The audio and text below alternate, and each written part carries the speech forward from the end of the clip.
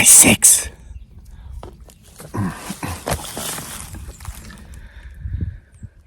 What's up, everybody? Welcome back to the most awesomest homesteading channel on the entire planet, let alone the internet. And if the internet's on other planets, the most awesomest homesteading channel there too, that has absolutely nothing to do with homesteading. Homesteading off the grid. I didn't do any dancing around with Detecto de Brujas, which has now been renamed to Dr. Brewhouse, so I don't totally mispronunciate its true name. It's Spanish for witch detector. I'm going with Dr. Brewhouse, because it's easier. I can't roll my tongue like my wife, but no dancing around at the beginning of the video today because this thing dragged me up the hill. I'm exhausted because there's something going on. Oh. Oh. All right, let me address a couple of things first. You get my 6. There's something in these woods back here. All right, the sun's going down over the Blue Ridge Mountains here this evening, as you can see. So we have picked up a lot of new followers here on the channel from Australia, because when I was in the Philippines over the winter, okay, that's a fly, shoe.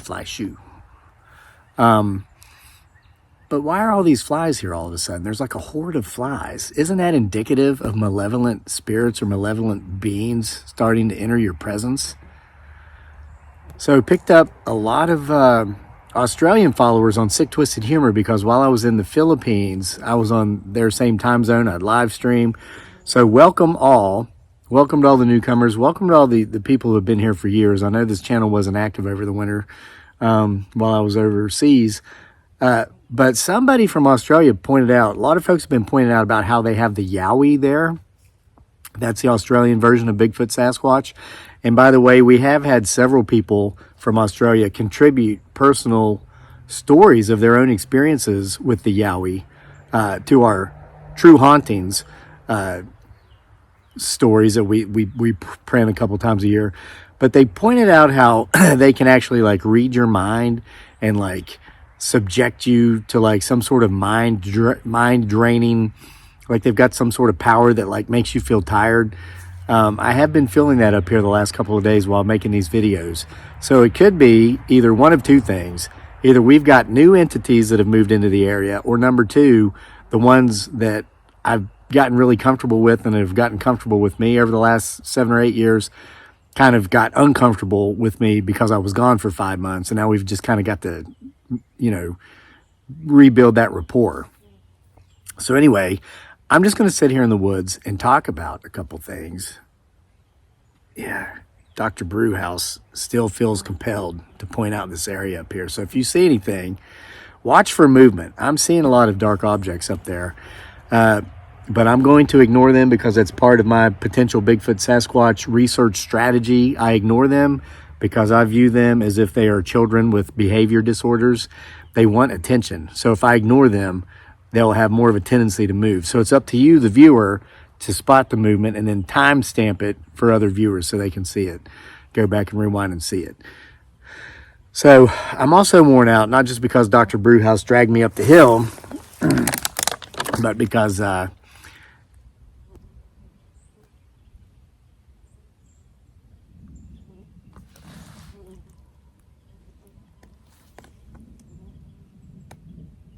definitely footsteps. There's something in here with us, so keep watching.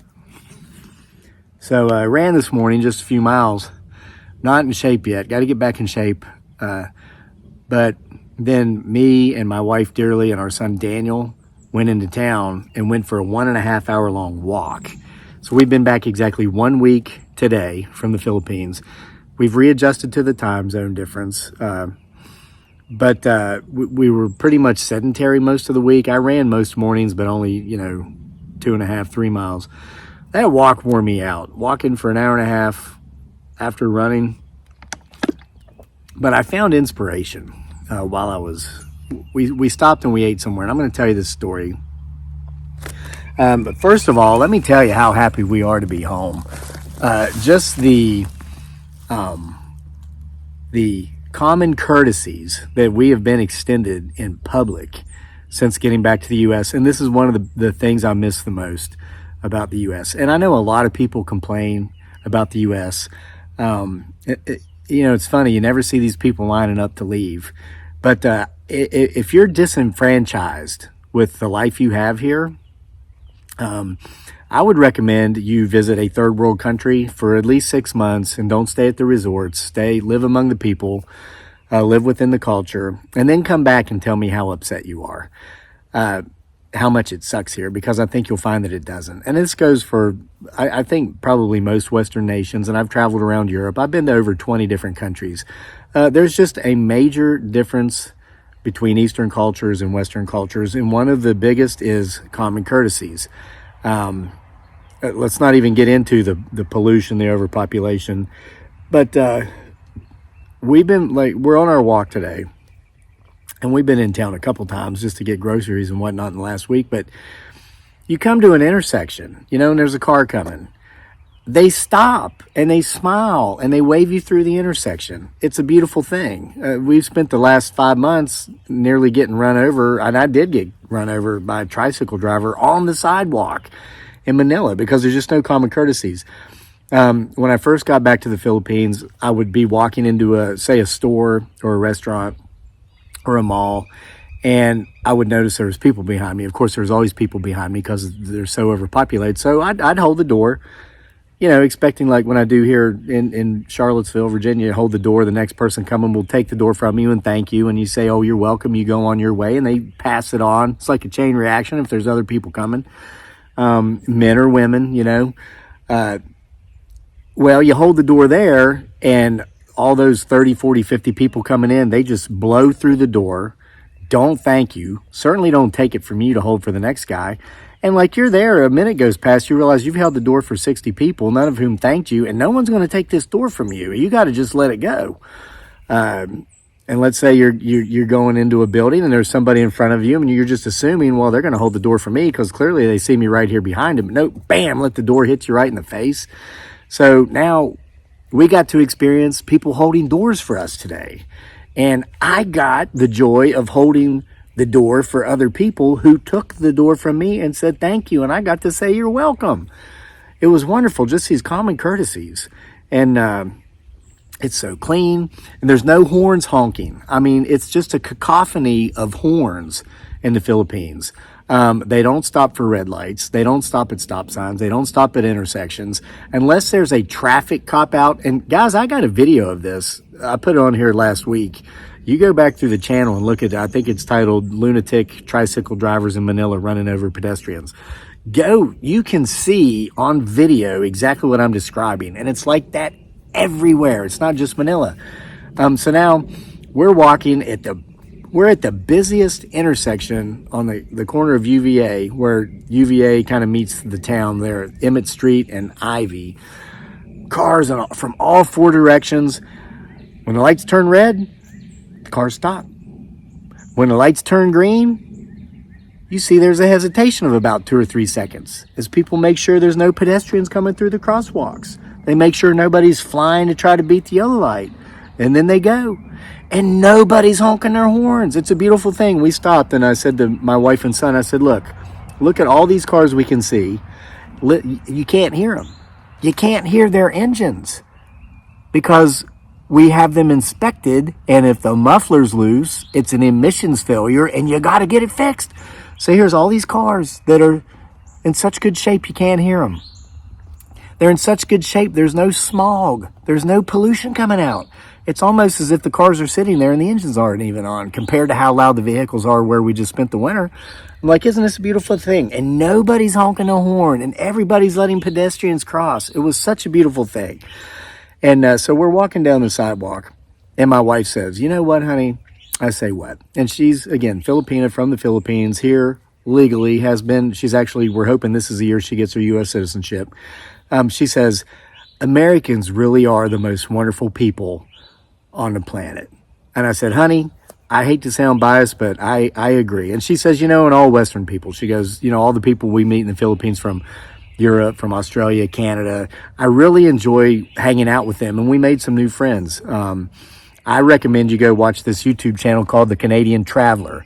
Martin and his wife Jonah, Filipino woman named Jonah. Martin's a Canadian man. He's a long haul trucker. He drives all over Canada and down here in the U.S. We befriended them, liked them so much, we got back together with them for a few days at another resort, or at a resort where we met them. And Dearly's like, I really enjoy the mindset of Western people. They're so polite. They really are kind. They're really friendly. And she says, you know what? It's a shame that the American media tries to make it sound like everybody in America is a bunch of hateful, bigoted racists, mean, nasty people, because that's not the case. And I said, I know, honey, isn't that crazy how we've got such wonderful people here, but our own media machine tries to make it sound like we're just the most sucky people on earth. And she says, yeah. She goes, anybody that believes that, which is like what I just said, she says they need to go visit my country. And it's not a knock on the Philippines and the Filipino people. Listen, it's a different culture. And here's how you explain it. Here's how you explain that: looking out for number one, letting doors hit everybody in the face, not stopping at intersections. It has to do with overpopulation. That's what it boils down to. There are just too damn many people living in such a small space that if you're the guy, and I've proved it, I've proven it going over there with my American mindset. If you're the guy that stops to hold the door for somebody, you're going to be the guy that's holding the door for the next 60 people that come through, because they're going where they need to be, where they need to get to be. If you're the guy that's driving the car or the motorcycle and you stop at the intersection to let the next guy come out, you're going to be the guy stuck there while the next 1,000 vehicles that are lined up right behind him come out, because they're not going to stop to let you out, because everybody's trying to get to where they need to be. And they know, and that when you deal with them one-on-one, they're wonderful people. They most of the time they are friendly and they are courteous, and they'll tell you, they'll say, look, there's just too damn many people here. You've got to look out for yourself, because no one else is going to. And if you're not the one that's being super aggressive and cutting everybody else off and getting through that door and letting it hit the next guy in the face, you're just not going to get to where you need to be. So that's the psychology behind it. With all that said, it's so wonderful to be back to where that's not even an issue for me anymore. Let's get Dr. Brewhouse out here. See if we're feeling anything going on.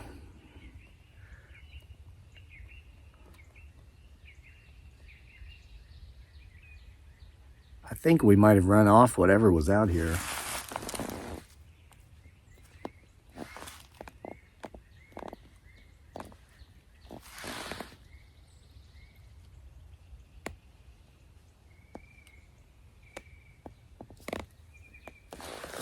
Watch. Back in this area. We didn't run it off. It was sitting there silently listening. But Dr. Brewhouse is saying right here.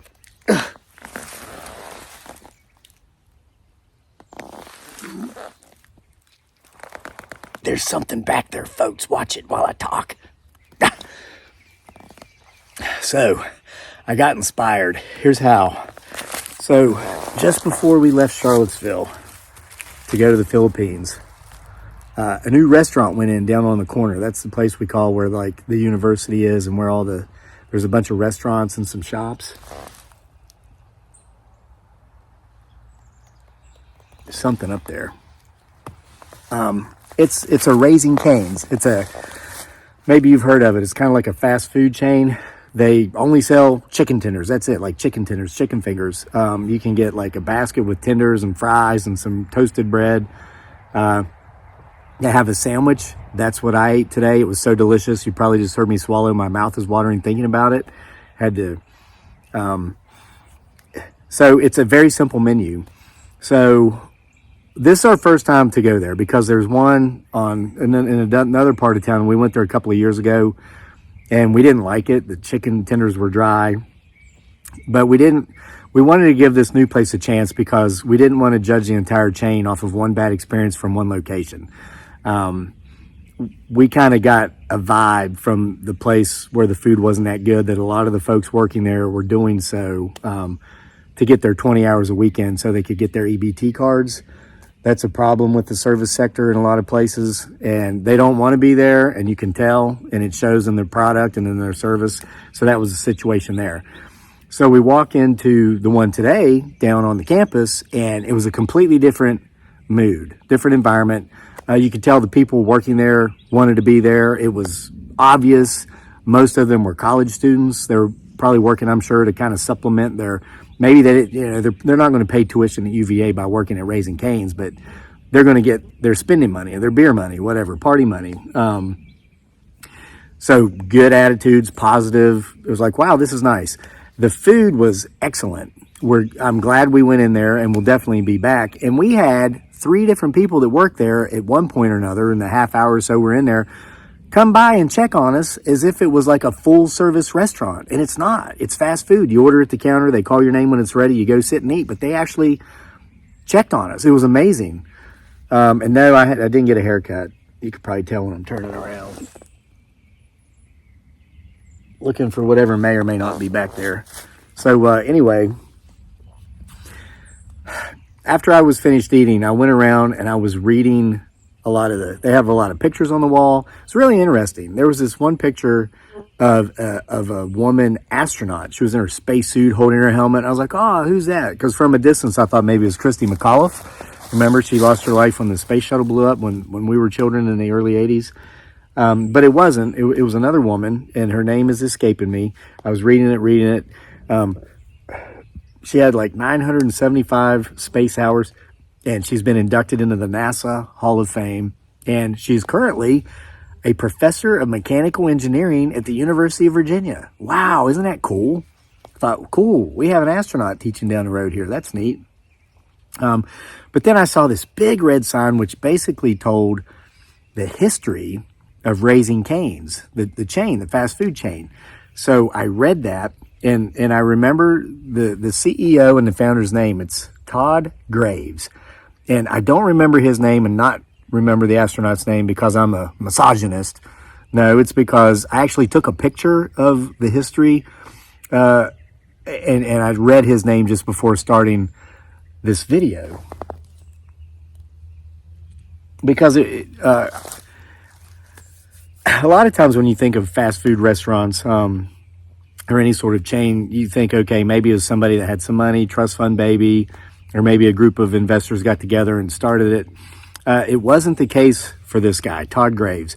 He started it in 1996, and I could really relate to that because I was in college in 96. I graduated in 98. I should have graduated in 96. It took me 6 years instead of 4, largely because of the fact that I was a first-generation college student, first-generation college graduate, and I didn't really have the guidance to, like, if my kid goes, I'm going to be like, look, you take your basics, you make sure you're taking 18 hours a semester, you got to take all these, no matter what you might major in, you got to have these core 60 hours or however many it is, 32, get them out. I just didn't have that, and I pissed away a lot of time, like my first year thinking, I want to major in PE. So I took some advanced 300 and 400 level classes I shouldn't have taken. I went to a college that only had like a 54% graduation rate. So they didn't give a crap about you graduating. They were there for paychecks. Most of the staff actually had gone to that college. It was a little state college, which, as you know, shows poor credibility. So it was just, didn't know what I was doing, didn't have guidance, but I did graduate. It took me 6 years. I did graduate. Another thing too is that I had to work my way through college. I worked at times 40 hours a week while attending college because I didn't, nobody was paying for it. I had to take out student loans, and I paid them off. Actually have a little bit left that I'm paying off. I don't expect anybody to pay them off for me because it was my education, therefore it's my responsibility. But I didn't have parents that, now they could have paid for it, but they just chose not to. They didn't agree with college education and thought I was highfalutin, thinking I was better than I was, and they sure weren't going to pay for it because it was going to benefit me, not them. Anyway, took me 6 years to get out. So in 96, I should have graduated, but I didn't graduate until 98. So this guy, Todd Graves, had this idea. He wanted to start a restaurant that just sold chicken tenders, or also known as chicken fingers. Didn't have the money. So he he went around to banks to try to secure a loan to start his business. And they all told him, there's no way that business could succeed. All you're going to do is sell chicken tenders? That will fail. That doesn't even make any sense. So nobody would loan him the money. So he went to work working 90 hours a week in the boiler rooms of refineries in California. So yeah, he's probably like shoveling coal. This is what I'm envisioning in my mind. Shoveling coal into a furnace to run these refineries 90 hours a week to try to save money to start this chain, Raising Cane's. He had this idea to just, I think I can be successful with a restaurant chain that just specializes in selling chicken tenders. Well, he talked to his buddies that he worked with, and they'd listen to him, and some of them thought, that's actually a pretty good idea. I think that would probably work. So he met this one person he worked with that said, if you really want to make a lot of money quicker to be able to start your chicken tender franchise, you should go to Alaska and get involved with the sockeye salmon fishing industry. And it's so interesting because I remember back in those days, one summer in between, it was summer break for college. I knew a couple of guys who were going to go up to Alaska and do that because they said you could make as much money in 3 months as you could make in an entire year working anywhere else full time. And I wanted to go with them, but I didn't because I ran track and cross country in college at the time. And we had cross country season coming up, of course, with the fall semester. And I used to run 70 miles a week back then. So I had to get my off season mileage in, or I would just not be prepared for the fall cross country season. So I didn't go. But this guy went, Todd Graves, and he was there for a month before he got hired on, before a captain of a ship hired him on to take him out to catch the salmon. And while he was there for that month, he was sleeping in a tent on the frozen tundra. He'd go out, try to get work every day, couldn't secure work, but he finally did after a month. And once he got out there in the waters, he found it was a very competitive industry. These fishing vessels would literally push each other out of the way to try to secure the best fishing spots. So he did that for a while, saved up a bunch of money, came back. I should have read it, this part of it. He finally got some investors together, some of whom were people he used to work with in the refineries, because he sold them on his idea and they believed in this guy. And so they put some money in. He finally got some small loans and he was able to open his first Raising Cane's. And it was at the entrance of a university. I wish I could remember which one it was. I don't want to say. Might have been the University of Louisiana. But don't Google it if you really want to know. I'm sorry that I don't remember that part of the information, that part of the story. But they weren't getting any business. Nobody was coming in. So they just stayed open. They'd stay open late. They'd stay open till 3:30 in the morning. And one night, the guy was out on the street. He didn't have money to advertise. So he would go out on the street and he would be like a hawker or a caller. Hey, come eat some chicken tenders. Come eat my chicken tenders. And he happened to be out there one night when one of the college bars was closing. So here comes all these drunk college students out onto the street, nowhere to go. They've all got the munchies. He's like, hey, come eat my chicken tenders. So they go in there and the place is packed. This is his first real little boom of business. And they liked it so much that many of them came back the next day for lunch. Word started spreading, and he ended up his first month making a profit. In his first month, he made $30. That first month, he made $30. And it said on this thing, there was a quote of him saying, those were the best days of my life. So this was 96, 06, 16, 28 years ago. And now Raising Cane's, at least in the mid-Atlantic and down through the South, they're everywhere. We went down to Georgia last spring for spring break. We went to TB Island, Georgia. We went to Savannah. We went to Hilton Head, South Carolina. There were Raising Cane's everywhere. And now there's 2 in Charlottesville. And the one, at least, down on the corner there where the university is excellent. Excellent customer service, excellent food. It's pricey, but I'm kind of having some reverse culture shock being back in the U.S. now. I'm used to my dollar being worth 55 times as much as it is here. And I'm used to, the real rate of return is about 4 to 1. We've been to the grocery store twice now that we've been back, and we've spent $500. Yeah. In 1 week. Now we still have food, of course. I don't like to run out of stuff. I like to have some stuff stocked up. So, like, for example, if I buy ranch dressing, I'll buy 2. So that when I'm like, oh crap, it's empty. Well, I've got my backup, but then I know it's time to put ranch on the list. You know what I mean? I don't want to run out and have none in backup and then put it on the list and be out. So, I said ranch dressing. I haven't eaten dinner yet. My wife's down there cooking some little chicken wings, and I'm going to eat them with ranch dressing. So anyway, how inspiring was that? Here was a guy that had a dream. He had a vision. He had a goal. He had something he wanted to do, and everybody was telling him it wouldn't work. Everybody was saying that's crazy. It'll never happen.